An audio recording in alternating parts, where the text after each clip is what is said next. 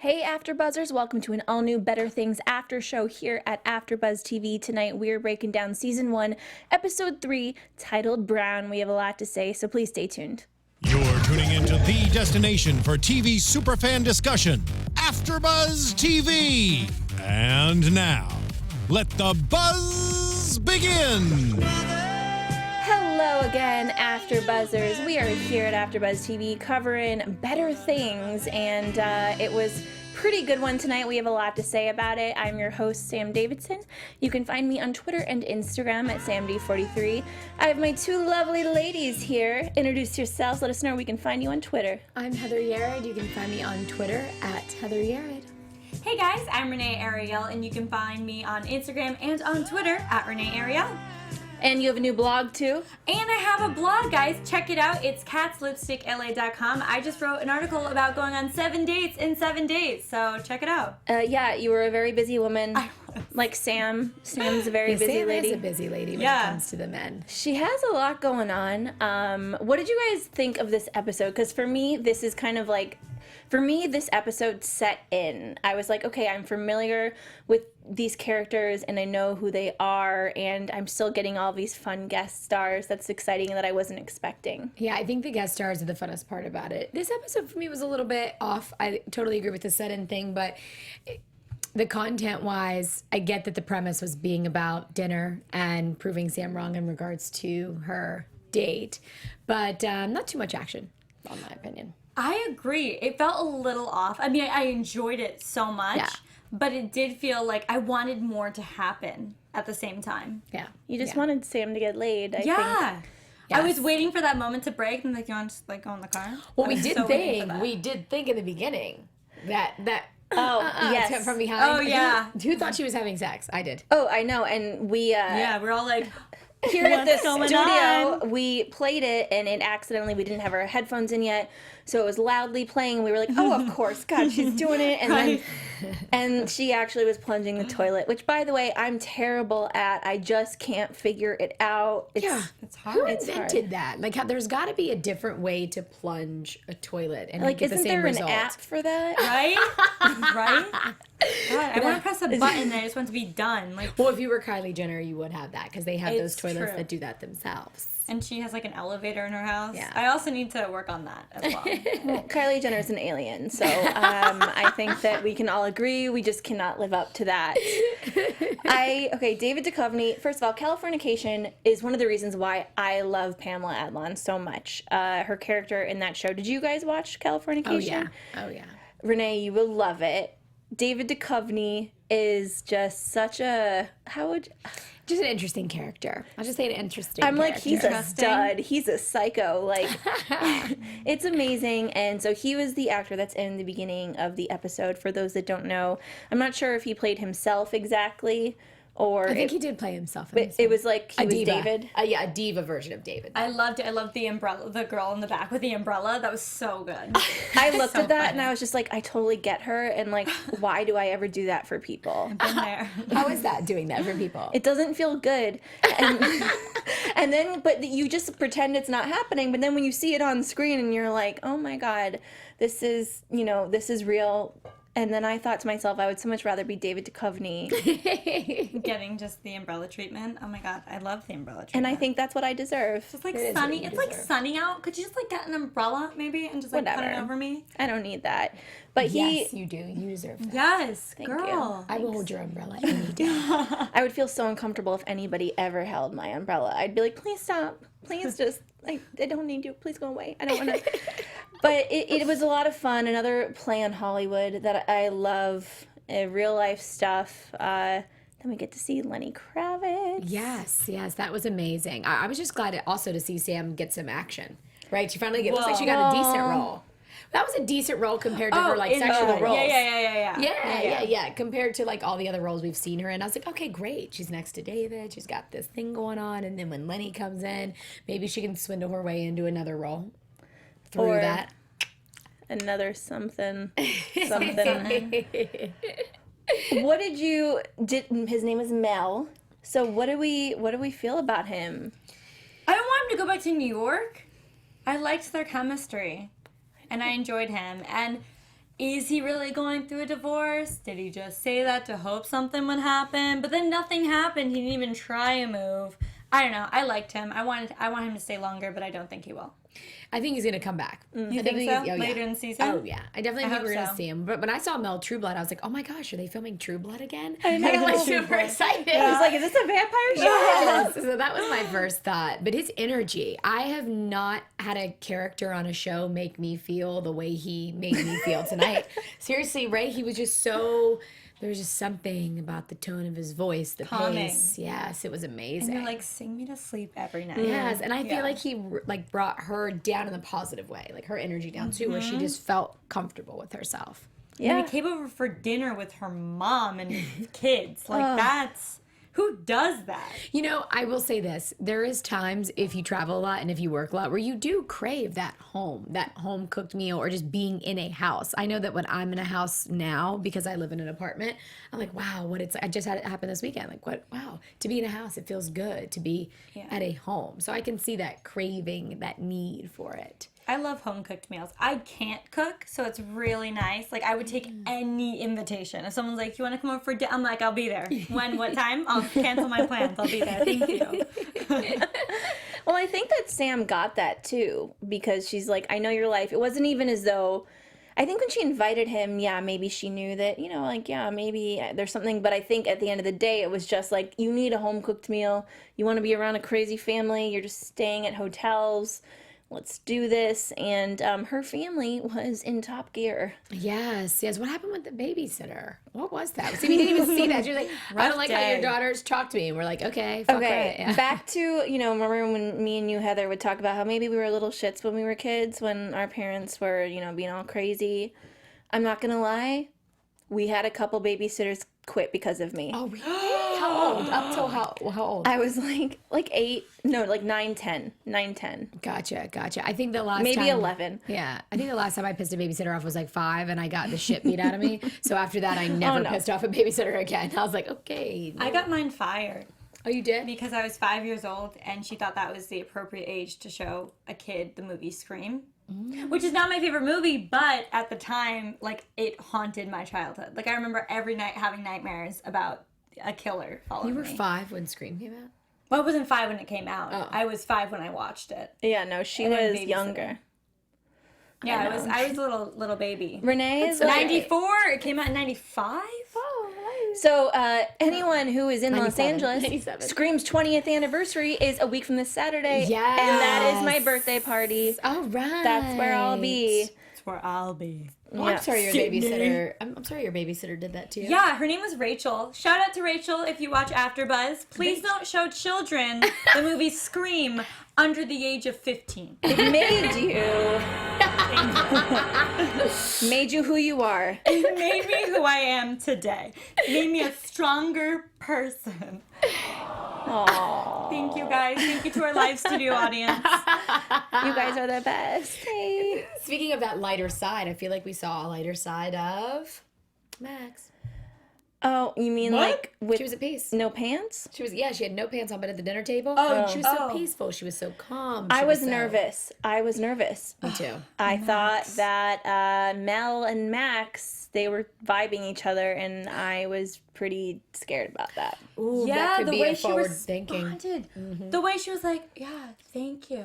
Like the way it would just seem like she was too calm, and the reason why she was calm is she was trying to like be on her best behavior. And when are you on your best behavior? Love interests. We shall see. Let's hope we don't see. Really, that is not something I would care to see at all. I was surprised about the family dynamic. I feel like this is the first time we've seen them actually all get along. But they didn't. But, then the other daughter, again, Frankie? Yes, Frankie. Such a little weirdo. And, the guy gets her. But I just kept on, as much as I loved Mel, and I agree with you, I got a creepy vibe from him. And I'm a little bit like, I just hope nothing happens between him and Max. Wow. That would be so... yeah, I know. It would be gross. I could not deal with that. That would be very interesting. What made you feel creepy about him? I don't know. I think that when he was sitting, I get he was trying to relate to the kids, you know?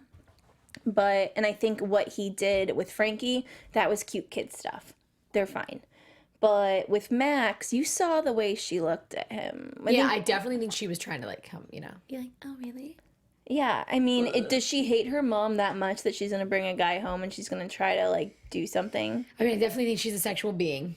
From the day we started the show, she's a sexual being, that's for sure. But I don't know. I don't think they're going to hook up. I think he's just that guy that vibes, that's chill, that's like, hey, I see a family that is a little bit crazy, and I'm going to relate. I'm going to help them all get together. Say, hey, I went to art school. Art's still a part of me. Your mom's an artist. That was an awesome moment. Mm-hmm. Yeah. Your mom's an artist. No, she's not. Yes, she is. Like, he firmly was like, yes, she is an artist. I was like yes, that. Yes. Let's talk about mom for a little bit. Phyllis, dear Lord. I mean, gosh. I would have been, and the thing is they ended that scene, the way they ended the scene of when, you know, the Herods and the stockings and all of that, I thought it was just going to be like, I'm leaving, this is terrible, you all are racist. But he just looked at her and he's like, told you so. Yeah, I loved his response to that. I love that because he told her about this in the kitchen like minutes before, and she's like, my mom's not racist. And I love that after he's like, yeah, I told you so, she's over 70. Yeah, just that big smile. That big smile said it all. But I noticed two things about her. I'm curious if you guys saw this as well. I feel like two things happened between Phyllis in that moment. One, she literally started talking about something completely separate when her daughter was getting a compliment. So when Mel was saying she's an artist and taking up for her, and she was like, thank you. Then Phyllis immediately was like, oh, I have a story to tell you. You know, a horrible accent. I tried, failed. But I feel like she was uncomfortable with her daughter getting attention and getting props. And then we have the racist stuff. Did you guys sense that when she like immediately interjected in the middle of her getting a compliment talking about stockings? I didn't, but I realize that now, and that's a really good point, because I was thinking at the time, like, why? If I rewatched it, I probably would have picked up on that. Yeah. But yeah, I mean, why did it seemed like it came out of nowhere? Yes, and right in the middle of her getting that compliment, I thought that was an interesting dynamic. I'm curious to see how this is going to play out between, you know, her and her mom. It was very realistic last week. This was just awkward. It was so awkward. Yes. I do love that moment with her mom with the phone book. She's like, I usually get 2, but they must have forgotten it. So this one must have been mine. Like, I just love those moments. And she's like, okay, fine. Yeah, sure. Whatever. Well, see, I have this ongoing fight with my mother when she comes to visit me. And she's like, where's your phone book? And I'm like, I don't have a phone book. I wrote that down. I was like, wait. I was going to ask you guys that. Thank you guys for bringing this up. I was like, do phone books even exist Apparently, anymore? we're supposed to, like, get one a year, like, per address. For what? Google, guys. We have Google. Why don't we have phone books? I don't think they exist anymore. I have not seen one in at least 3 years. I feel like they have to if they put them in this show. I feel like it's so real that they wouldn't put it in to... But then why does Sam want one? She knows better. She doesn't need a phone book. I know, it's true. But I think it's kind of just like a... Yeah, the principle of the thing. Take my phone book. Yeah, don't take my phone book, even though you'll never use it because we all have the internet. And that's how we look up phone numbers. I've never once been like, man, I need a number. You know, I have this internet, but do you have a phone book? Yeah. Ever. Like in the last several time. years. Yeah. I cannot remember the last time I looked up a number in a phone book. Me either. It's scary times. I think. Waste some time at this Again, point. another just like awkward, like that moment. I mean, I love that you think it was cute, but I disagree. I was like, that like what? Like I just thought it was funny. I don't think it was like a cute moment. Yeah. I was just like, this is so funny because those little kind of bickers that you may have with, because I'm sure everyone has like those little fights with their mom, and like this was one of their fights, you know. And I liked to see that on screen. I found it so annoying, but I loved watching it. Yeah. I thought it was hysterical. Yeah. I think that the thing about this episode, at least with Phyllis, last episode we felt kind of bad for her a little bit. You know, she's an annoying mother, and then finally Sam was like, oh, I'm an annoying mother, was able to commiserate with her.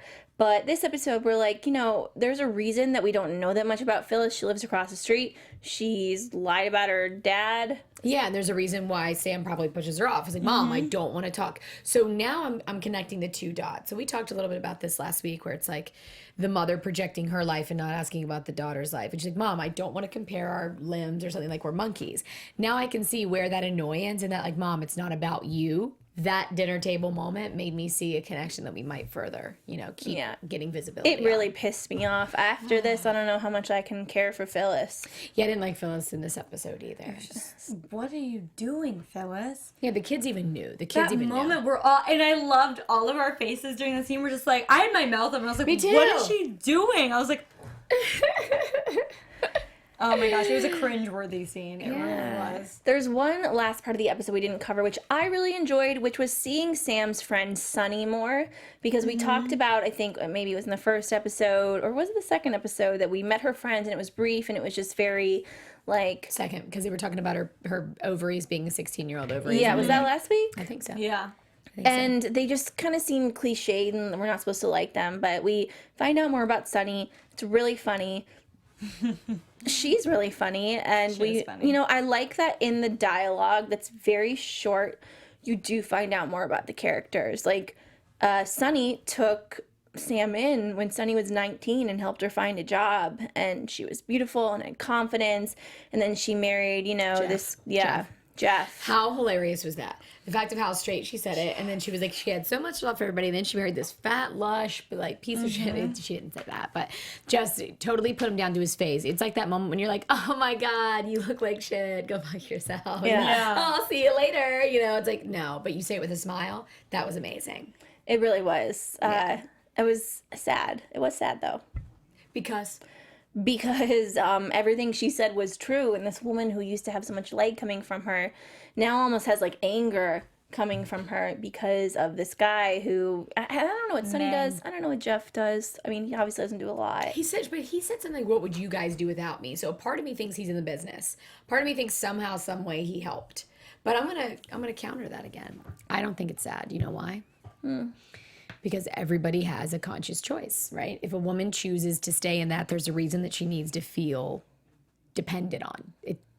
It's a different type of codependence. Like, deep down, if you're better than that, you should go. If you choose not to go and you want to live in that conscious injustice, that's your fault. So I don't think it's sad. I think it's typical. That's what I wrote down. I was like, that is so typical. You just see someone staying because they are afraid they're not going to get another relationship, so they settle. Well, do we think she has kids? No. I don't think so. Then I didn't get that vibe. I don't either. Especially their household. I didn't see any indications of their being. Well, there is one kid. Oh, yeah? Jeff. Yes. True. One. True. Sammy coming in with the whoop. Coming in hot. I think that it just really, this show is a slice of life kind of show.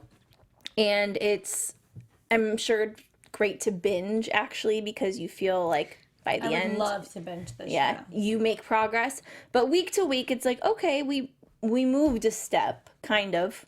Learned a little bit more. But that's about it. Sam, you're really knowledgeable about this business. Like, what you just said right there is very profound. If you binge watch this, it makes a little bit more sense to simplify. That's a very good point. Oh, thank you. You're welcome. Because I completely agree. Because we just get a little bit each episode, and we're waiting for something kind of bigger to happen, or something like a relationship to develop. Because I feel like it's always the start of something that we never get to have it long enough for it to be satisfying. I wanted something to happen with her and Mel tonight. I wanted to get more info on the guy she was texting. There's always more that I want in the episode, and then you gotta keep watching. Yeah. That's how they get you to keep watching. But I would so love to just have a Saturday night, put on some pajamas, and binge watch this show. Yeah, definitely. I feel like if we do, when the season is over, which we should, it honestly would probably take 3 hours. And that would be super fun, and we would probably get to follow storylines more through. Good point. And, if people are watching this months down the line when they're binge watching, then that's awesome if you want to watch our after shows. Because some of the after shows that I've done, people are binging, and then all of a sudden they start watching these 6 months later. Oh, very interesting. That's awesome. Very interesting. Yeah, you never know. Yeah. I think that pretty much covers it for this week. What do you guys think? Yeah, the only other thing that I thought was hilarious is her intro when Mel was heading out of town, and she literally knew in that moment. That's how you know that's a confident woman. She played in that card of hey, guess what? My friend is really banking on us having sex. Again, she didn't say it like that, but I was like, wow. I literally wrote that whole line down. I was like, that's a good intro for me next time. I know. I was like, that's something I would do. Yeah. I'd be blame it on my cat and be like, my cat is so into you. It's just not my fault. That was a great way to break the ice. I loved that part. It was. I love how she just, even with like flirting, she's still so real and true to herself. Like the character doesn't change. It's not all of a sudden like she's a master flirt. Like it happens so naturally, and you're like, oh my god, this woman's saying like these things, but she's so blunt, and I love it. Oh yeah, definitely. On that note, let's get into some predictions, I guess, ladies. And now, your AfterBuzz TV predictions. Okay. Start with you, little one. Let's do it. Okay, I think you're right. I think Mel is going to come back later on in the season, and I don't necessarily think he's going to be creepy. I think that Max is going to try to pursue him. I think we're going to see a pattern of Max trying to pursue older men in this show, especially if she's going after Mel, who's like her mom's love interest. I don't know. She's in this rebellious stage, and I think it's going to get a little uncomfortable. Ooh, I think we're going to see Sunny leave Jeff for an episode. Some sort of fight. So her heading out the door. I also believe that Sam is going to get more work through Mel. I do like that. I think that Mel is going to continue to kind of push her off, but get her more work, but like continue to be in touch with her as though he's hiding. I think he's hiding something for sure. I mean, if he's married, I don't know, maybe he like had an affair and has a baby mama out there somewhere. That's getting a little crazy, but I think he's hiding something. This is not a soap opera. But I also think that with Max, there's some kind of pattern that I think is seeming to happen with the oldest daughter, Max, and Sam, and the grandmother, Phyllis. There's this kind of like, it doesn't seem like Sam has it as much. I think Sam is like, what the hell's going on? I don't want this. I want us all to love each other and be happy. But it kind of seems like there's been this pattern of the women bringing each other down in a way. And I think that we're going to find out more about that as far as Phyllis is concerned. And Max seems to be taking that route too. I hate to see that, but I think that's kind of what we're going for here, maybe. Good insight. We shall see. So please let us know what you guys think. This is a really fun show to talk about as far as your all's experiences, our experiences. So please let us know. Where can everyone find you on social media? Hey guys, I'm Renee Ariel, and you can find me on Instagram and on Twitter at Renee Ariel. And make sure you check out my blog, catslipstickla.com, and read all about my 7 dates in 7 days. You can find me on Twitter at Heather Yerrid.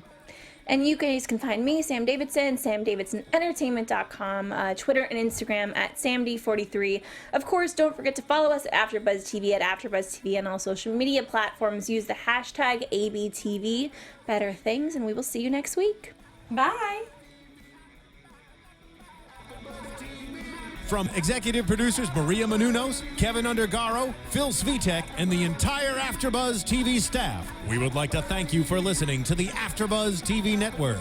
To watch or listen to other after shows and post comments or questions, be sure to visit AfterBuzzTV.com. I'm Sir Richard Wentworth, and this has been a presentation of AfterBuzz TV. Buzz you later. The views expressed herein are those of the hosts only and do not necessarily reflect the views of AfterBuzz TV or its owners or principals.